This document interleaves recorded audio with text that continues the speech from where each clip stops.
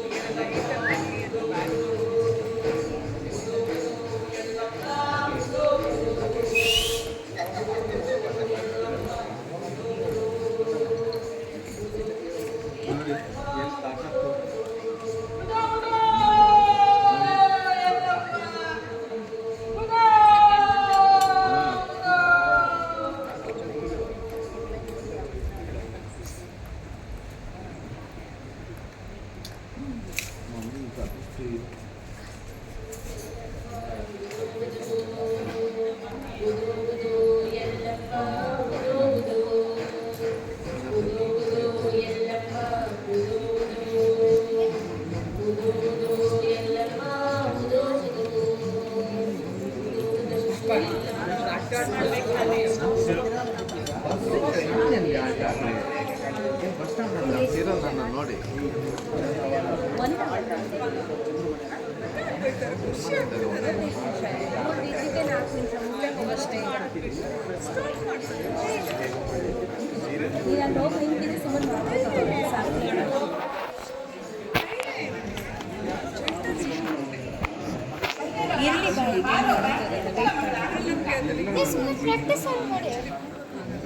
ಕುಳಿತುಕೊಂಡೆ ಸೀರೆ ಬಿಚ್ಚು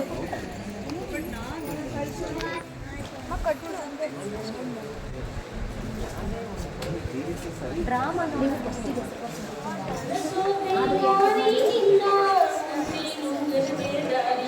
ಮನಸ್ಸು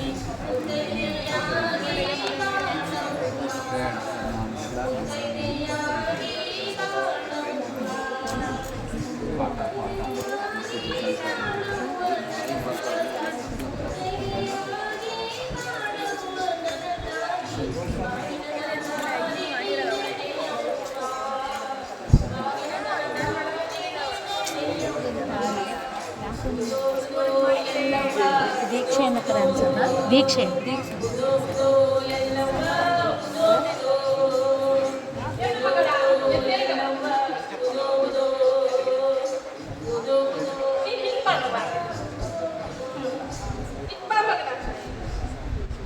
ನೀನು ಅಡ್ಡ ಕಟ್ಟಬೇಡ.